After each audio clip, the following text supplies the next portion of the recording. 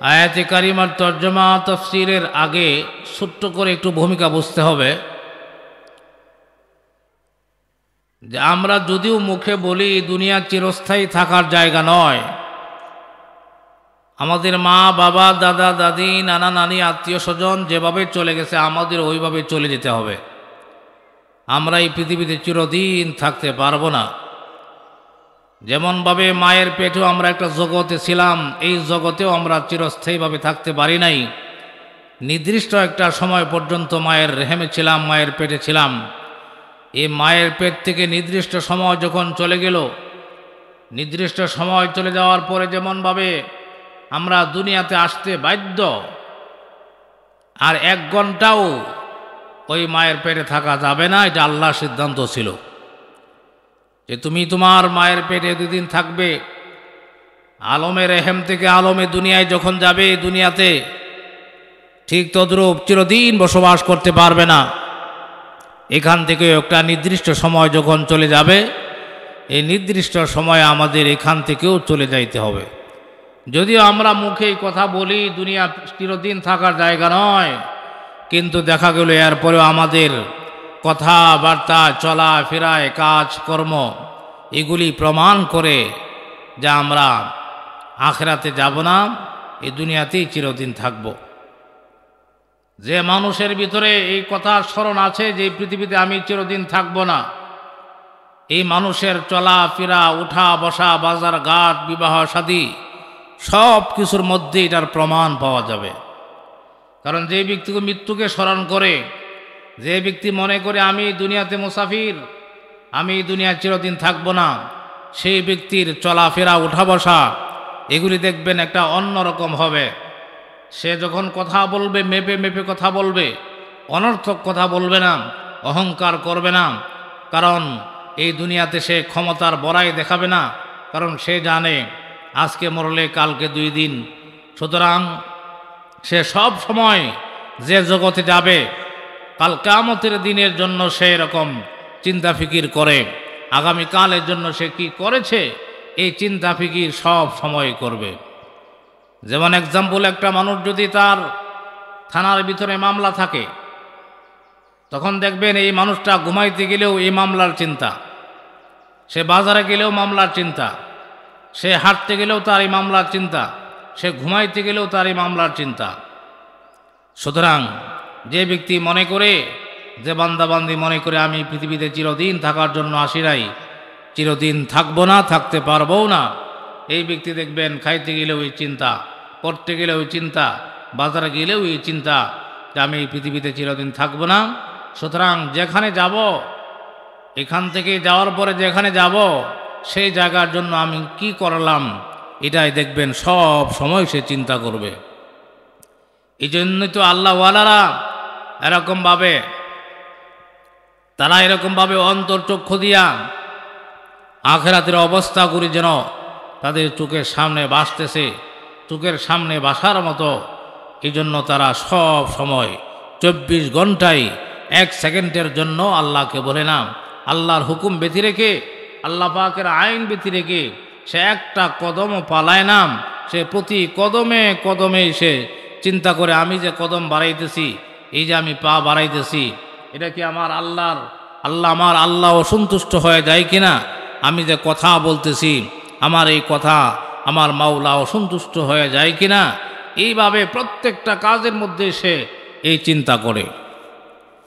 এই জন্য আমরা মনে করি এই পৃথিবীতে আমি যদি একটা 10 তলা বিল্ডিং করতে পারি তাহলেই মনে হয় আমি সফল। আমি যদি একটা গাড়ির মালিক হতে পারি তাহলে আমি সফল। আমি যদি আমার ছেলেগুলাকে এরকমভাবে সবগুলাকে MA পাস BA পাস বানাইতে পারি তাহলেই মনে হয় আমি সফল। না, আপনি সফল নয়। সেই ব্যক্তি সফল যে ব্যক্তি এই পৃথিবীতে কোনো কিছু নাই। আল্লাহু আকবার। আল্লাহর বান্দা সে নিজে শিক্ষিত না অশিক্ষিত, সে মানুষের কাজ করে, কিন্তু মানুষের কাজ করলেও দেখা গেল সে এরকমভাবে যখন আজান হয়ে যায় তখন আল্লাহর জন্য মসজিদে চলে যায়। এরকমভাবে আমার আল্লাহর হুকুম ব্যতি রেখে একটা কদম এদিক সেদিক ফালায় না। এরকম করতে করতে দেখা গেল আল্লাহ রাব্বুল আলামিন একটা সন্তান তাকে দিয়েছে। আল্লাহু আকবার। এই সন্তানটাকে সে নিয়ত করেছে এই পৃথিবীতে সব কিছুই যেহেতু মরণশীল, সব যেহেতু মরে যাবে, সব যেহেতু ধ্বংস হয়ে যাবে, আমি আমার এই ছেলেটাকে হাফেজে কোরআন বানাবো। সুবহানাল্লাহ। আমি আমার ছেলেকে দুনিয়ার শিক্ষায় শিক্ষিত করব না, আমি আল্লাহর কোরআনের হাফেজে কোরআন বানাবো। সেই ব্যক্তি এরকম নিয়ত করার পরে আল্লাহু আকবার, আল্লাহু আকবার, তার স্ত্রীকে বলতেছে, আরে স্ত্রী, আমার শরীরটা তো তেমন ভালো না, আমার শরীরটা তেমন ভালো লাগতেছে না। আল্লাহু আকবার, আমি মনে হয় বেশি দিন বাঁচব না। তবে তোমার কাছে আমার ওসিয়ত হলো, তোমার পেটের ভিতরে যে সন্তান আসছে, এই সন্তান যখন ভূমিষ্ঠ হবে, এই সন্তানটা ছেলে হোক মেয়ে হোক, এই সন্তানটা যখন দুনিয়াতে আসবে, সে যখন কথা বলা শিখবে, তখন তুমি এই ছেলেটাকে মাদ্রাসায় দিবে। আল্লাহু আকবার। এরকম যখন ওসিয়ত করলো, কিছুদিন পরে আল্লাহর বান্দা দুনিয়া থেকে চলে গেল। আল্লাহর বান্দা আল্লাহর ডাকে সাড়া দিয়ে চলে গেল। আল্লাহু আকবার। আস্তে আস্তে করে দিন যায়, রাত পোহায়, দিন যায়, রাত পোহায়, হাঁটি হাঁটি পা পা করে এই মেয়ে ছেলে সন্তানটা এরকমভাবে যখন কথা বলা শিখল, তখন ওই ওসিয়ত অনুযায়ী আল্লাহর বান্দি এই এতিম সন্তানকে নিয়ে মাদ্রাসায় গেল।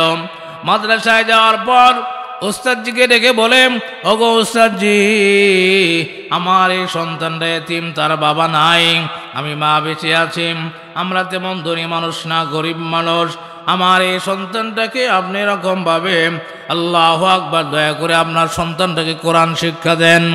আল্লাহর বান্দি যখন এই ছেলেকে এরকমভাবে আল্লাহু আকবার মাদ্রাসায় দিয়ে যখন চলে আসলো, ওস্তাদজি এরকমভাবে ছেলেটাকে এরকম ওস্তাদজির সামনে আনিয়া বলতেছে, বাবা পড়ো, আউযু বিল্লাহি মিনাশ শাইতানির রাজিম। যখন ওস্তাদ আউযু বিল্লাহ বিসমিল্লাহ পড়াইতে শুরু করেছে, আল্লাহু আকবার, ওই যে বাবার কবরে আযাব হইতেছিল, বাবার কবরের মধ্যে যে কোনো গুনার কারণে এরকম ভাবে আযাব হইতেছিল, আল্লাহু আকবার, সন্তান যখন উস্তাদজির সাথে পড়তেছে, আউযু বিল্লাহি মিনাশ শাইতানির রাজিম, আউযু বিল্লাহ বলার সাথে সাথেই আল্লাহু আকবার, বাবার কবরে গুনার কারণে যে আযাব হইতেছিল, আল্লাহ রাব্বুল আলামিন ওই এতিম সন্তানে আউযু বিল্লাহ কেবলমাত্র শুরু করার কারণে ওই বাবার কবর আযাব আমার আল্লাহ মাফ করে দেয়। সুবহানাল্লাহ। এজন্য সম্মানিত মা বলিলাম, আমরা তো মনে করি একটি ছেলে আলেম হলে কি হবে, হাফেজে কোরআন হলে কি হবে, আল্লাহু আকবার, এরা বাদ পায় না, আমরা এই ভুলের মধ্যে আছি। আল্লাহু আকবার, আলেমদেরই সম্মান, ওলামায়ে কেরামদের ইজ্জত এই পৃথিবীতে থাকলে আছে। এই যে বর্তমানে বাংলাদেশের সিচুয়েশন দেখেন, আল্লাহু আকবার, এক একজন এমপি মন্ত্রী আঙ্গুল ফুলে কলা গাছ হয়ে গেছে। ক্ষমতার দাপটে দেশে থাকা যায় না, এলাকায় থাকা যায় না, কিন্তু দেখা গেল যখন তাদের গডফাদার আল্লাহু আকবার এই দেশ থেকে পলাইতে দেরি, তারাও নিজেরা পলাইতে দেরি হয় না। কেউ যায় গাঙ্গের মধ্যে সাঁতরায়, কেউ যায় জঙ্গলে রাত্রি কাটায়, কেউ এরকমভাবে আল্লাহু আকবার এরকম যারে জঙ্গলে অবস্থান করেন, কোনো সম্মান নাই, ইজ্জত নাই, এদের লাথি দেন, পিঠের মধ্যে ঘুষি মারেন, জুতা দিয়ে এরকমভাবে গালের মধ্যে মেরে দেয়। আল্লাহু আকবার। এই জন্য সংক্ষিপ্ত কথা, অসম্মানিত মা বোনেরাম, হাফেজে কোরআন একজন আলেমেরই তো এই পৃথিবীতে চিরস্থায়ী সম্মান, দুনিয়াতেও সম্মান, আখিরাতেও সম্মান। কেমন সম্মান আল্লাহ দিয়েছেন, দুনিয়াতে যেভাবে হোক চলে যাবেন, দুনিয়াতে টাকাওয়ালা পয়সাওয়ালা হলেও আল্লাহু আকবার, ওই যে 3.5 হাত, একজন গরিব মানুষেরও 3.5 হাত। শুধু এতটুকু মনে রাখবেন, আল্লাহু আকবার, আল্লাহ রাব্বুল আলামিন একজন আলেমের কেমন মর্যাদা দিয়েছেন। একজন হাফেজে কোরআনকে আল্লাহ রাব্বুল আলামিন কেমন মর্যাদা দিয়েছেন। বিশ্ব নবী রাহমাতুল লিল আলামিন সত্য নবীর জবান দিয়ে বলেন, ও দুনিয়ার মানুষ জেনে রেখো, এই শ্রেষ্ঠ কোরআন আল্লাহর কিতাবের হাফেজ যারা হবে, আল্লাহু আকবার, হাফেজে কোরআনকে আমার আল্লাহ কাল কিয়ামতের দিনে এমন মর্যাদা দান করবেন, কেমন মর্যাদা দান করবেন। এই হাফেজে কোরআনের মাথার মধ্যে আল্লাহু আকবার, হাফেজে কোরআনের মা বাবাকে, একজন হাফেজে কোরআনের মা বাবাকে আমার আল্লাহ কাল কিয়ামতের দিনে এমন একটা নূরের মুকুট পরায়া দিবে, এমন একটা উজ্জ্বল নূরের মুকুট পরায়া দিবে। আল্লাহু আকবার, সেই নূরের আলোতে, এই নূরের মুকুটের আলোতে সারা হাসরের ময়দান জলমল করতে থাকবে। সুবহানাল্লাহ। হাদিস শরীফের মধ্যে সত্য নবীর সত্য জবান দিয়ে বলেন, আমরা যদি সত্যিকারে নবীর উম্মত হয়ে থাকি এই কথাগুলি আমরা সাদরে গ্রহণ করব। আর যারা নবীর প্রকৃত উম্মত নাম, এদের কাছে এই সমস্ত কথা এরকমভাবে তুষের মতো লাগবে, ভালো লাগবে না। আমার নবী বলেছেন, আমাদের সরদার আমার নবী রাহমাতুল লিল আলামিন এই কথা বলেছেন, একজন হাফেজে কোরআনের মা বাবার মাথার মধ্যে নূরের মুকুট পরায়া দেওয়া হবে।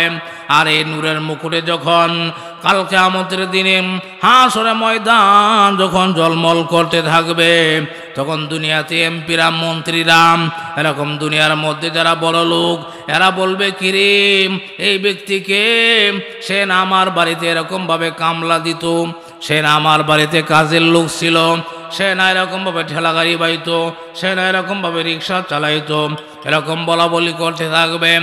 তখন আজকে কিয়ামতের দিনে তার এত মর্যাদা কেমনে হইল? বলা বলি করতে করতে এক পর্যায়ে বলা হবে, এই ব্যক্তি তো সাধারণ ব্যক্তি না, দুনিয়াতে তোমার কাছে সাধারণ ব্যক্তি হতে পারে, কিন্তু এই ব্যক্তি ছিল একজন হাফেজে কোরআনের মা, একজন হাফেজে কোরআনের বাবা। যে কারণে আল্লাহ রাব্বুল আলামিন এমন একটা সন্তান জন্ম দেওয়ার কারণে, এমন একটা হাফেজে কোরআন বানানোর কারণে আল্লাহ রাব্বুল আলামিন হাফেজের মা বাবাকে কাল কিয়ামতের দিনে সম্মান করার জন্য আমার আল্লাহ এই মর্যাদা দান করেছেন। সুবহানাল্লাহ। এরপরে হাফেজ সাহেবকে কি দেওয়া হবে? আল্লাহু আকবার। আল্লাহ রাব্বুল আলামিন আল্লাহু আকবার হাফেজকে মর্যাদা দিবেন।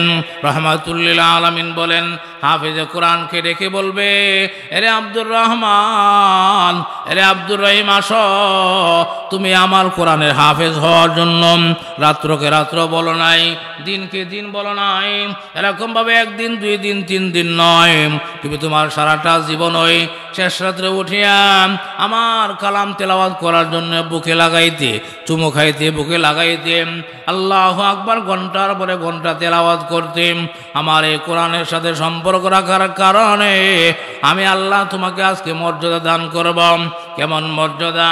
আল্লাহু আকবার। হাফেজকে বলা হবে, এরে আব্দুর রহমান, এরে আব্দুর রহিম, তুমি পড়ো আর চরম, পড়ো আর চরম, তেলাওয়াত করো, এক একটা আয়াত তেলাওয়াত করো, আর এক একটা তালা উপরে উঠো। আল্লাহু আকবার। একটা আয়াত তেলাওয়াত করবে হাফেজ সাহেব, একটা তালা জান্নাতের উপরে উঠবে। এরকম ভাবে উঠতে উঠতে কোরআনুল কারীমের মধ্যে আল্লাহু আকবার 6666টি আয়াত আছে। এই 6666 তালা উপরে আল্লাহ রাব্বুল আলামিন হাফেজে কোরআনের জন্য পার্সোনাল জান্নাত, জান্নাতুল ফেরদাউস বানায় রাখছেন। সুবহানাল্লাহ। এই হলো হাফেজ সাহেবকে আল্লাহ রাব্বুল আলামিন মর্যাদা দান করবেন। 2 নম্বরে রাহমাতুল লিল আলামিন ডেকে বলেন, মান ক্বারাআল কুরআনা ফাস্তাযহারাহু ফাহাল্লা হালালাহু ওয়া হাররামা হারামাহু আদখালাহুল্লাহুল জান্নাহ ওয়া শাফাআহু ফি আফরাতিন মিন আহলি বাইতিহি ক্বাদ ওয়াজাবাত লাহুন নার। রাহমাতুল লিল আলামিন ডেকে বলেন, ও দুনিয়ার মানুষ, আজকে একজন হাফেজকে তোমরা দাম দাও না, হাফেজকে এরকমভাবে আলেমকে মর্যাদা দিতে চাও না, তবে শুনে রাখো আমি আল্লাহ একজন হাফেজে কোরআনকে এরকমভাবে মর্যাদা দান করব, এমন ক্ষমতা আমি আল্লাহ তাদেরকে দান করব। কাল কিয়ামতের দিনে একজন হাফেজে কোরআন তার পরিবারস্থ 10 জন মানুষকে এরকমভাবে সুপারিশ করে আল্লাহ জান্নাতে নিয়ে যাবে। সুবহানাল্লাহ। ওয়াশাফাহু ফি আফরাতিম মিন আহলি বাইতিহি কাদ ওয়াজাবাত লাহুন নার, তার পরিবার পরিজনের ভিতর থেকে এমন 10 জন মানুষকে সুপারিশ করে জান্নাতে নিয়ে চলে যাবে যাদের উপরে জাহান্নাম ওয়াজিব হয়ে গেছে, তথা যাদেরকে জাহান্নামে যাওয়া, যাদের উপরে জাহান্নাম অবধারিত হয়ে গেছে, এমন 10 জন মানুষকে, তার পরিবারের 10 জন মানুষকে এরকমভাবে সুপারিশ করে আল্লাহ জান্নাতে নিয়ে যাবে। সুবহানাল্লাহ।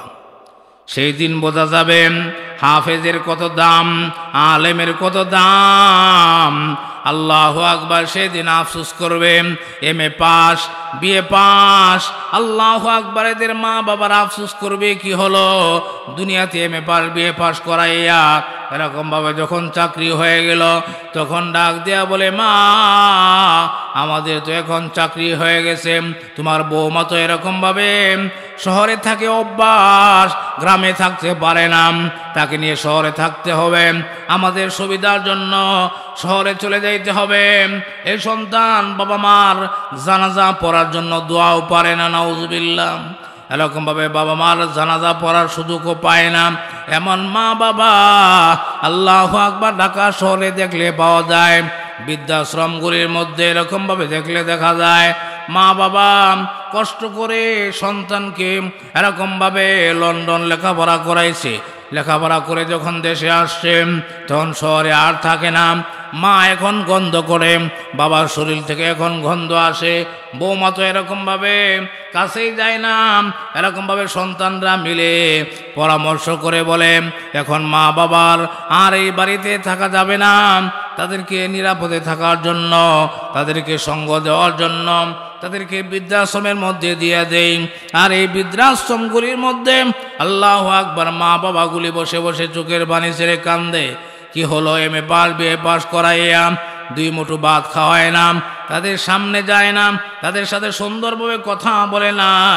এই পৃথিবীতে এমন কোনো মানুষ কেউ দেখাইতে পারবে না একজন আলেমকে, আল্লাহু আকবার, একজন আলেম তার মা বাবার সাথে দুর্ব্যবহার করে, তার মা বাবাকে বাদ দেয় না, বৃদ্ধাশ্রম নিয়ে গেছে, এরকম প্রমাণ কেউ দেখাতে পারবে না।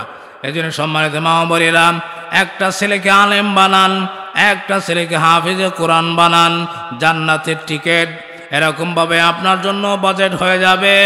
হাদিস শরীফের ব্যাখ্যায় মুফাসসিরিনে কেরাম বলেন, মুহাদ্দিসিনে কেরাম বলেন, একজন হাফেজে কোরআন যে 10 জন মানুষকে, যাদের উপরে জাহান্নাম ওয়াজিব হয়ে গেছে, যাদের উপরে জাহান্নাম অবধারিত হয়ে গেছে, এরকম 10 জন মানুষ কারা কারা, এরকম 10 জন মানুষ কারা কারা?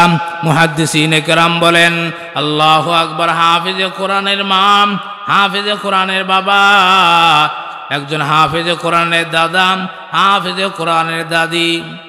যাদের এই সুযোগ নাই, আল্লাহু আকবার, ছেলে ফেলে বড় হয়ে গেছে, হাফেজে কোরআন বানানো সম্ভব না, তাদেরকে বলবো, আপনার ছেলের ঘর থেকে যে সন্তান আল্লাহ দিবে, এদেরকে ওসিয়ত করে যান, এদেরকে বলে যান, সম্ভব হলে হায়াতে বের পাইলে আপনি নিজে মাদ্রাসায় নিয়ে যান। 2টা ছেলে যদি হয়, একটা ছেলেকে আলেম বানান, হাফেজে কোরআন বানান, আল্লাহু আকবার, বেহেশতের টিকিট আপনার এরকমভাবে মঞ্জুর হয়ে যাবে। এরপরে হাফেজ সাহেবের নানা, হাফেজ সাহেবের নানি, নানা নানি হতে পারলেও জান্নাতের টিকিট আপনি পেয়ে গেলেন।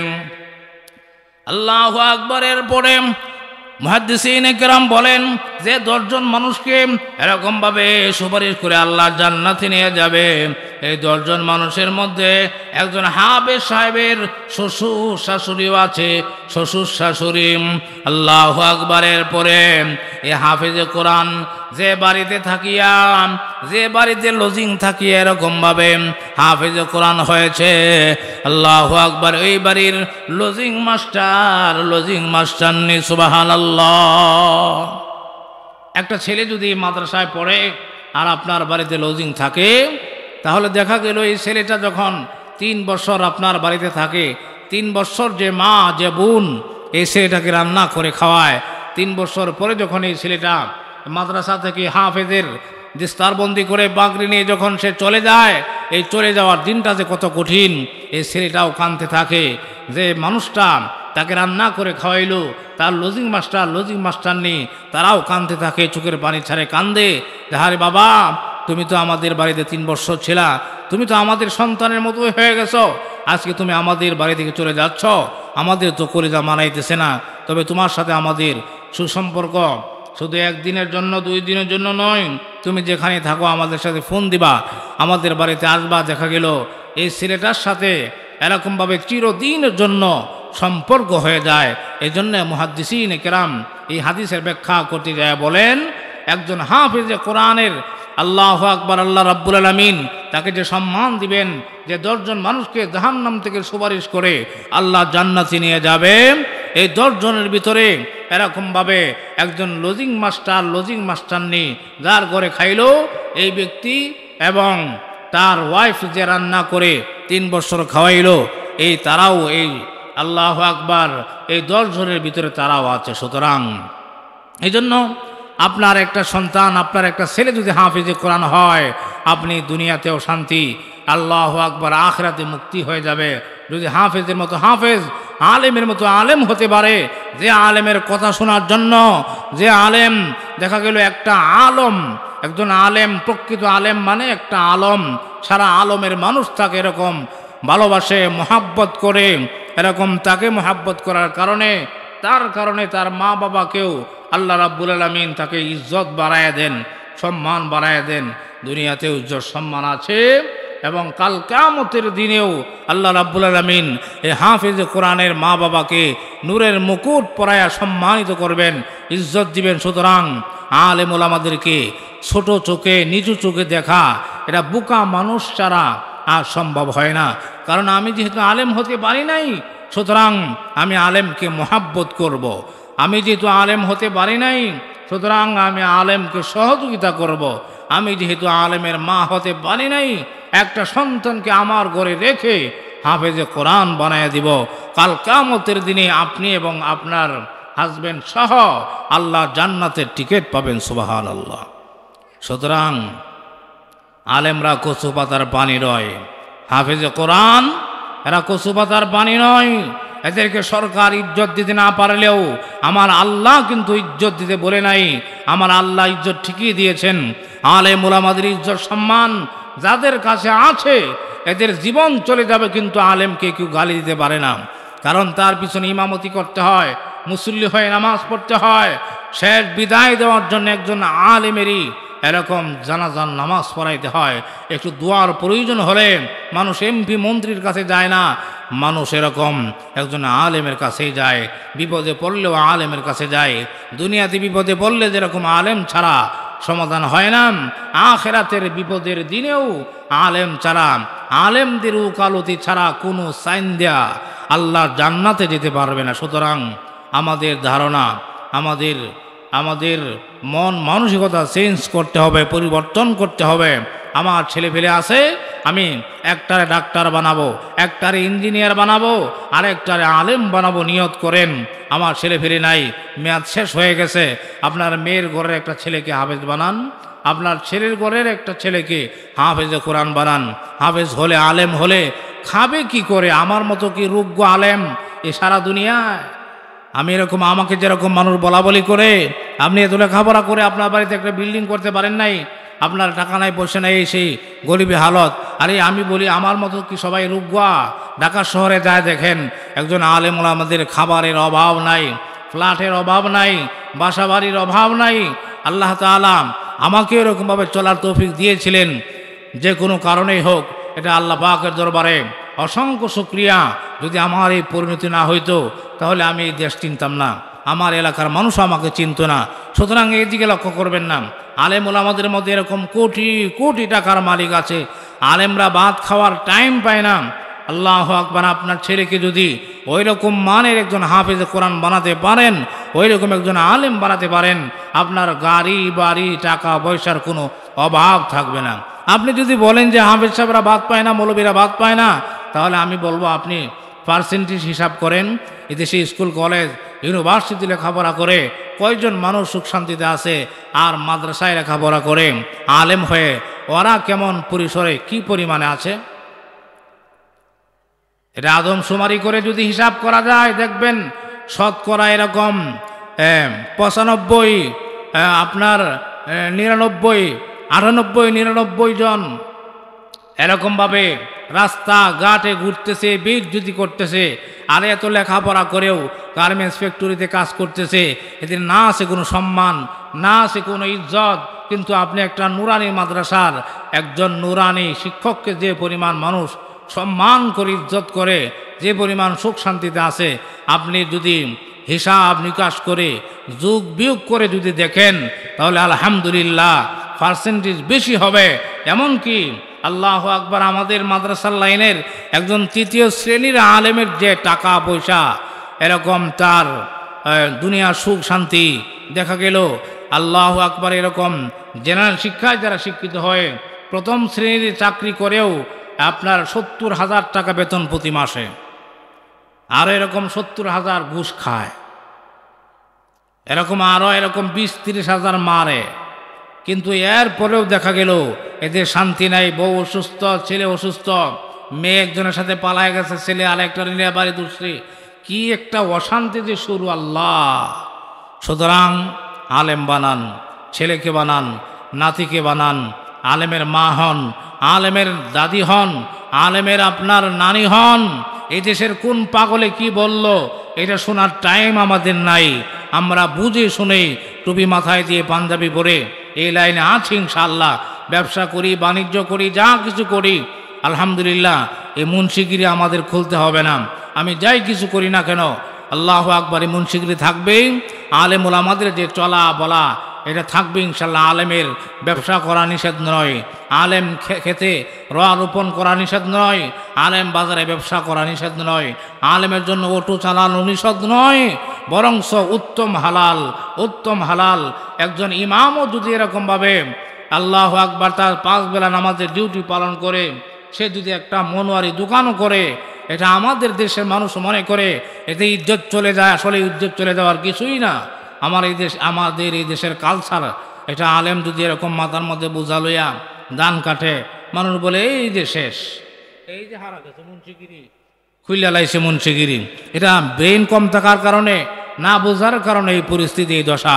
সুতরাং আমি আপনাদের সামনে যে হাদিস আল্লাহ রাব্বুল আলামিন পরিষ্কার বলতেছেন, দুনিয়ার সমস্ত মানুষদেরকে লক্ষ্য করে আমার আল্লাহ বলেন, ইন্না নাহনু নাযালনা যিকরা ওয়া ইন্না লাহু লাহাফিজুন। আল্লাহ রাব্বুল আলামিন ডেকে বলেন, নিশ্চয়ই আমি আল্লাহ কোরআন নাজিল করেছি, আর এই কোরআনের হেফাজতের দায়িত্ব আমি আল্লাহ নিজ হাতে গ্রহণ করেছি। সুবহানাল্লাহ। এই জন্যই এই কোরআন নাজিল হওয়ার পর থেকেই আজ পর্যন্ত, কিয়ামত পর্যন্ত একদল মানুষ থাকবে এই কোরআনকে ধ্বংস করে দেওয়ার জন্য। এই যে চেষ্টা চলতেছে, আজ পর্যন্ত 1500 বছরের উপরে হয়ে গেল, এই কোরআনের একটা নোক্তা, একটা জবর জের পেশ পর্যন্ত এদিক সেদিক করতে পারে নাই। আল্লাহ নাজিল করেছেন, আল্লাহ হেফাজত করবেন, এটা আল্লাহ ওয়াদা করেছেন। আল্লাহ হেফাজত করার কারণে দেখা গেল এটাকে কেউ রদবদল করতে পারে নাই, ধ্বংস করতে পারে নাই। আল্লাহ রাব্বুল আলামিন এই কোরআনুল কারীমের হাফেজ হওয়াকে সহজ করে দিয়েছেন। সহজ করে দেওয়ার কারণে দেখা গেল একটা 12-13 বছরের বাচ্চা সারা কোরআনের হাফেজ হয়ে যায়। অথচ আসমানি কিতাবের মধ্যে তৌরাত, ইনজিল, জবুর, এদের এই সমস্ত কিতাবের একটা হাফেজ খুঁজে পাওয়া, দেশকে দেশ তালাশ করলেও দেখা গেল একটা হাফেজ পাওয়া যায় নাই। সুতরাং আল্লাহ রাব্বুল আলামিন আমাদের সব ভাইকে, ভাই বোনদেরকে, আমাদের সবাইকে যেন আল্লাহর কোরআনের সাথে যেভাবে সম্পর্ক রাখলে পরে আমরা মৃত্যুর সাথে সাথে আল্লাহ জান্নাতে যেতে পারি। আল্লাহ পাক আমাদের সবাইকে তৌফিক দান করুন। এই জন্যই আপনাদের ছেলে হোক মেয়ে হোক এদেরকে মাদ্রাসায় পাঠান, এদেরকে আল্লাহর কোরআনে সুশিক্ষায় শিক্ষা দেন। আপনার ছেলেটা আপনার যাই কিছু হোক দুনিয়াতে, দুনিয়ার ডিগ্রি যতই হাসিল করুক না কেন, আপনার ছেলেটা কি সহি কোরআনে তেলাওয়াত করতে পারে? একটু চিন্তা করছেন কোনো দিন? আপনার ছেলেটা কি নামাজ জানে? আপনার ছেলেটা কি এরকমভাবে শরীয়তের ফরজিয়াত ওয়াজিবাত জানে? এই যে বলা বলি করতেছি, মসজিদে বলি, এখানে বলি, ইসলাহি মাহফিলে বলি, কই এরপরেও তো কোনো মা বাবার আমি চিন্তা দেখি না। আমি তো এখানে গোড়ার ঘাস কাটার জন্য আসি নাই। আমার কাছে আসলে যে কেউই আসুক না কেন, দেখা গেল 5টা কথা যদি এরকম, একটা কথা যদি এরকম দুনিয়াবি বলি, আর 4টা কথা এরকম তার ব্যক্তিগত উন্নতি, লেখাপড়ার উন্নতি, হয়তো বা নামাজ কালামের জন্য আমি তাগিদ করি, বলি। কারণ আমার কাজই এটা। আমাকে আল্লাহ রাব্বুল আলামিন যে ইলম দিয়েছেন, এই ইলমের কথাগুলি আমার দেশবাসী, আমার এলাকাবাসী, আমার মুহিব্বিন তাদেরকে জানাতে হবে, তাদেরকে বলতে হবে। যদি না বলি আল্লাহর কাছে আমি দায়ী থাকব। এই জন্য আপনাদের কাছে আমার আকুল আবেদন রইল, আপনার ছেলেটা জেনারেল লাইনে পড়ে, অসুবিধা কি? এরপরেও দেখা গেল তার দিন জানতে হবে, ফরজিয়াত ওয়াজিবাত জানতে হবে। যতটুকু জানলে পরে সে ফরজ ওয়াজিব সুন্নত মুস্তাহাব জানে, আমল করে। এতটুকু ইলম শিক্ষা দেওয়া এটা আপনার উপরে ফরজ। প্রত্যেক মা বাবাকে এরকম কাল কিয়ামতের দিনে আল্লাহর আদালতে জবাবদিহি করতে হবে। সন্তানকে যখন জিজ্ঞাসা করা হবে তুমি নামাজ কেন পড়ো নাই, সন্তান ডাইরেক্ট বলে দিবে আমার মা বাবা আমাকে নামাজ শিক্ষা দেয় নাই। আমার মা বাবা কোথায়?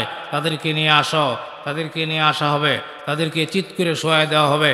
এই সুসন্তান, যাদেরকে আজকে আমরা সুসন্তান মনে করতেছি, এই সুসন্তানে আপনার বুকে পাড়া দিয়া সে আল্লাহর জাহান্নামে চলে যাবে, জাহান্নামে যাবে। বুকের মধ্যে এমন জোরে পাড়া দিবে, আল্লাহু আকবার, মুখ দিয়ে এরকমভাবে রক্ত চলে আসবে। তখন এই মা বাবাও জাহান্নামে যাবে, এই ছেলেটাও জাহান্নামে যাবে। সুতরাং আপনার 5টা ছেলে আছে, 5টার দূরে মৌলবি বানাইতে হবে, এই বয়ান কেউ করে নাই। সুতরাং আপনার একটা ছেলেকে ডাক্তার বানান, ইঞ্জিনিয়ার বানান, গরুর ডাক্তার বানান, মানুষের ডাক্তার বানান, তারপরে আরেকটাকে আপনি আলেম বানান। 5টা আছে, এক একটারে এক একটা বানান, একটাকে আলেম বানান। এটাই ইসলামের দাবি, এটাই কোরআনের কথা। আমরা এই কথা বলি না আপনার সব মাদ্রাসায় দিয়া, সব মসজিদ মাদ্রাসার চাকরিতে দিয়া এগুলি মসজিদওয়ালা মাদ্রাসাওয়ালা বানায় দেন, এই কথা কোনো আলেম বলে না। আলেম এই কথাই বলে কোরআনের আয়াত থেকে যে আপনার 4টা ছেলে আছে, 4টাকে 4 লাইনে দেন, একটারে আলেম বানান, যাতে করে একটায় 14 গোষ্ঠীরে আল্লাহ জান্নাতে নিতে পারে।